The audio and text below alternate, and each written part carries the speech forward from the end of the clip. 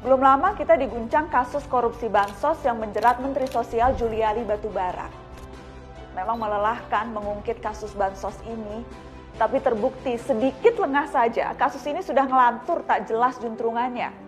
Contohnya, nama-nama politikus yang muncul saat pengusutan KPK malah hilang dari dakwaan. Padahal korupsi bansos sempat mencuri perhatian besar-besaran, bahkan membuat wacana soal hukuman mati bagi koruptor mengemuka kembali. Dukungan sebagian orang terhadap hukuman mati adalah frustasi dan penggal hati, karena merasa hukuman yang ada tidak lagi memadai untuk membuat para koruptor itu mikir berkali-kali sebelum menggarong kekayaan negeri. Edi Prabowo, Menteri Kelautan yang menjadi tersangka kasus suap perizinan ekspor benih lobster juga sempat berikrar, jangankan dihukum mati, lebih dari itu pun saya siap.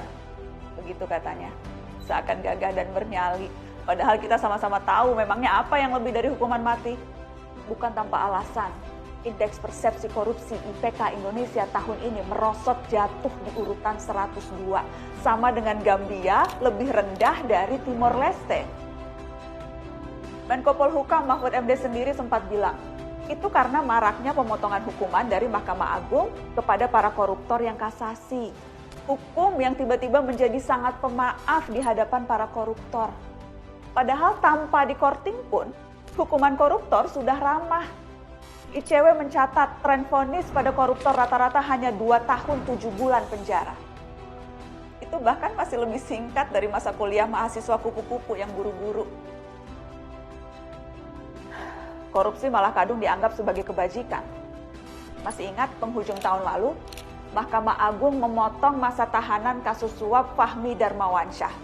Mahkamah Agung sepakat dengan argumen kuasa hukum Fahmi bahwa pemberian mobil seharga 427 juta rupiah dari Fahmi kepada Kepala Lapas Sukamiskin Wahid Hussein itu bukanlah suap, itu bentuk kedermawanan.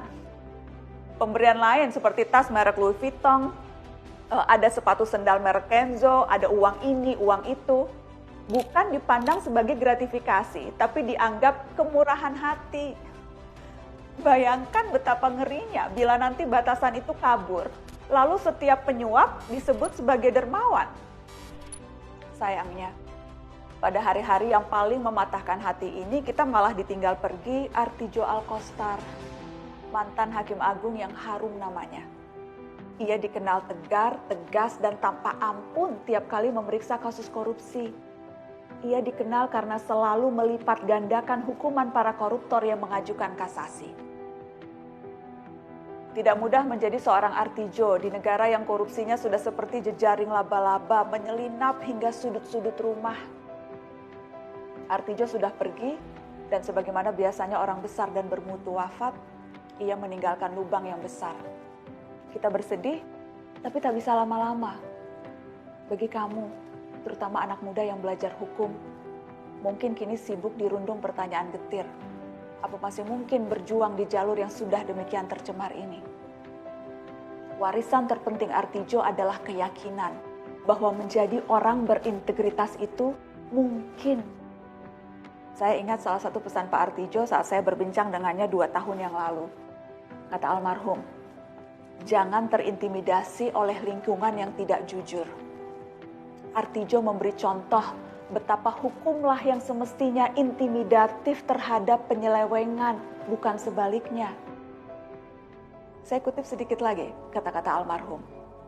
Kejujuran tidak bisa diajarkan, tapi dihidupkan. Kejujuran itu adalah tidak bisa diajarkan, tapi harus dihidupkan.